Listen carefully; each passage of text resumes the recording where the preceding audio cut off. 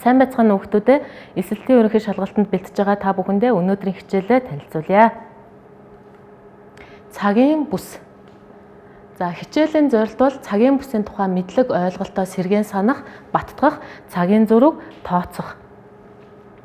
1884 онд 26 улсын төлөөлөгчид Америкийн нэгдсэн улсын Вашингтон ДС хотод олон улсын конгрессоор дэлхийг 24 цагийн бүсэд хувааж цагийн бүсийг тодорхойлжээ.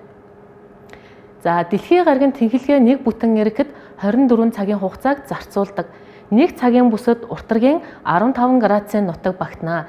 Энэ ойлголтыг бид бүхэн 7 дугаар ангидаа, 8 дугаар ангидаа, мөн 10 дугаар ангидаа баттган үтсэн байгаа. Цагийн бүсийг тоолохдоо анхны голдчоос 2 тийш тус бүр 7.5 градус буюу 7 градус 30 минут, нийт 15 градус зүүн уртрагийн 7.5, баруун уртрагийн 7.5 градусын дол хамаарна гэсэн үг. За тэгээд нийт 15 градусын голдчоор хязгаарлан тэг буюу 24 цагийн бүсийг нэрлээд үүнээс зүүн тийш 15 градусаар 1, 2, 3, 4 дугаар цагийн бүс гэж тооцоолохоор болсон байна. За цагийн бүсийн хил нь голдчийн дагуу байх бөгөөд ихэнх улс орнуудад засаг захиргааны хувиар нутаг дэвсгэрийнх нь хил хязгаараас хамаарат өөр байдлаар тогтоосон хүртэл байдаг. Жишээлбэл Хойд Америкийн, Канада, Америкийн нэгдсэн улс, Мексик улсуудын цагийн бүс нь яг уртрагийн дагуу бус орон нутгийн засаг захиргааны нэгжийн дагуу байгааг бид нар энэ зургаас харж байна. Цагийн бүсийн газар зүйн зураг. За яг энэ газар зүйн зургийг харах юм бол цагийн бүс болгон улс орнуудад ялгаатай байж байгаа. Хамгийн том ялгаа хаана харагддаг вэ гэвэл манай өмнөд хөрш болох Хятад улсад нэг ижил цагийн бүсэд бүх нутаг дэвсгэр нь жигд хамаарч явдаг. За анхны голдчоос эхлэн цагийн бүсийг хоёр тал баруун болон зүүн тал руу ялгаатайгаар хасаж нэмж тооцоолдог. Тухайлбал Лондон хотод өдрийн 13 цаг болж байна. Гэвэл Лондон хотоос зүүн тийшээ буюу Монгол улс тийшээ бол 15 градус тутамд 1 цаг нэмэгдэж тооцоологдно. Жишээлбэл 1-р цагийн бүсэд 14 цаг, 2-р цагийн бүсэд 15 цаг, 3-р бүсэд 16 цаг болж байна. Харин Лондон хотоос баруун зүгт орших, Атлантын далай түүнээс баруун тийш орших улс орнуудад цаг хорогдож тоологдно гэсэн үг.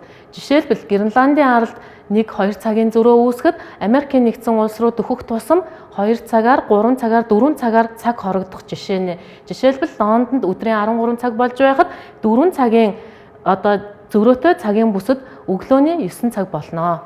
Тэгэхээр Гринвич буюу Английн одон орон судлалын төвөөс баруун болон зүүн тишээ цагийн бүсүүд ялгарч харагдана. За энэ дээр бүгдээрээ Номхон далайн нутаг дэвсгэр зүүн хэсэгт орших Номхон далайн нутаг дэвсгэр дээр үүсэж байгаа цагийн бүсийн ялгаатай байдлыг илүү дэлгэрүүлж харъя. Тухайлбал Австрали улсын Сидней хот. За яг энэ цагийн бүсийн зурган дээр болохоор 10 дугаар цагийн бүсэд байгаа нь энэ доод хэсэгт харагдаж байна. Гэхдээ 10 дугаар цагийн бүс хэдэн градусын уртраг дээр оршиж байгааг бүгдээрээ тооцоолъё.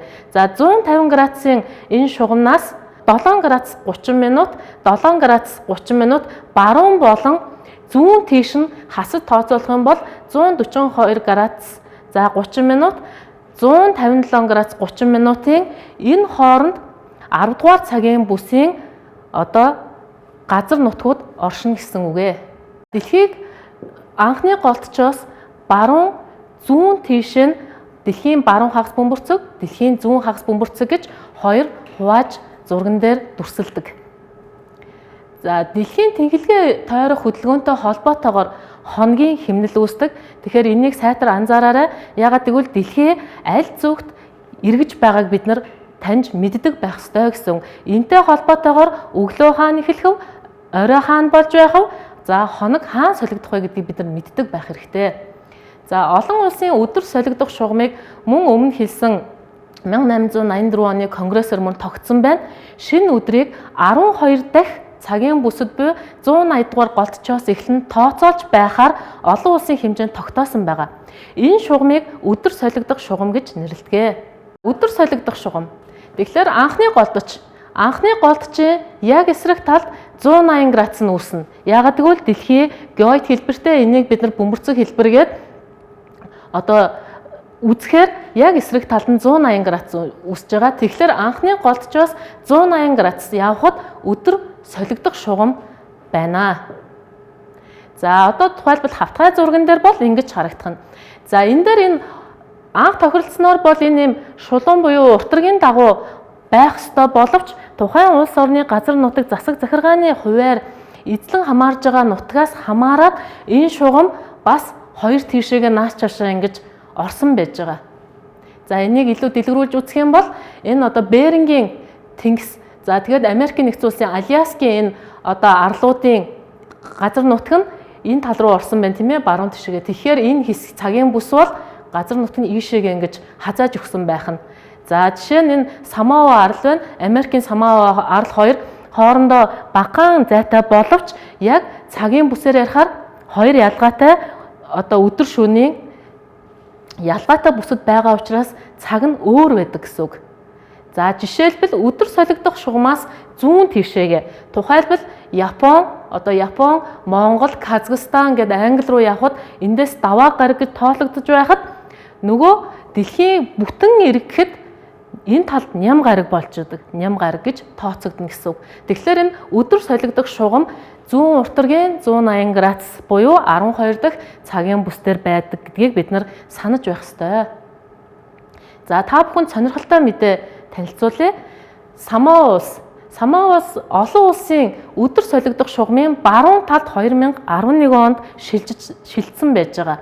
За тэгээд энэ дээр ямар одоо өөрчлөлт гарсан байг бол өмнө нь бол өдөр солигдох шугам ингэж явж байсан. Энэний зүүн талд нь энэ улс байсан. Тэгээд зүүн талд нь байхдаа Сидней хотоос одоо Австралийн Сидней хотоос 21 цагийн зөрүүтэй байсан. Харин өдөр солигдох шугамыг ингэж зурж өгснөөр энэ шугамны баруун талд гарсан гэсэн үг тийм ээ. Гарчснаар ердөөсөө Сидней хотоос 3 цагийн зөрүүтэй болсон. За энэ шалтгаан юунд нөлөөлсөн бэ гэхээр энэ одоо юунд нөлөөлж байгаа вэ гэхээр Самоа улс Австрали болон Шинэ Зеланд улстай худалдааны түншүүд тэгээд худалдаа хийхэд энэ нь ямар нэгэн саад бэрхшээлгүй хоногийн хувьд зөрүү бага үүсэх одоо тийм нөхцөлийг бүрдүүлж өгч байгаа. Тэгэхээр энэ өдөр солигдох шугам гэдэг бол яг уртаргийнх буюу голдчийнхоо дагуу байдаггүй гэдгийг бид нар бас ойлгох хэрэгтэй. За 2018 оны эсэлтийн ерөнхий шалгалтын А хувилбар. А хотод өглөөний 7 цаг, харин Б хотод өдрийн 14 цаг болж байсан бол эдгээр хотуудыг сонгоно. За бидэнд байгаа хариулт бол A хариулт А хот нь Парис, Б хот нь Москва. B хариулт нь А хот нь Улаанбаатар, Б хариулт Лондон. С хувилбар хариулт тийм ээ. Энэ А хот нь Москва, Б хот нь Лондон. D нь болохоор А нь Лондон, Б нь Улаанбаатар. E хариулт нь А нь Улаанбаатар, Б нь Парис. За тэгэхээр энэ бүгдээрээ 2018 оны ЕШ асуулт учраас 2012 оны газар зүй сурах бичгийн 25 дугаар хуудсан дээр одоо жишээлбэл энэ хотууд аль нь яг энэ сурах бичгэн дээр ямар цагийн бүсд байгааг өгсөн бэ гэдгийг бол мэдж олж болох боломжтой. За энэ дээр бүгдээрээ дахиад түрүүнийхээ цагийн бүсийн зургийг ашиглая. За анхны голдож тийм ээ Английн Лондон хотод орших. За энэ тэгэхээр тэг цагийн бүсэд оршиж байна. За Парис 1-р цагийн бүсэд, Москва 3-р цагийн бүсэд, Улаанбаатар 7-р цагийн бүсэд оршиж байна. За тэгэхээр зөв хариулт нь бол D хариулт. А хот бол Лондон, Б хот бол Улаанбаатар.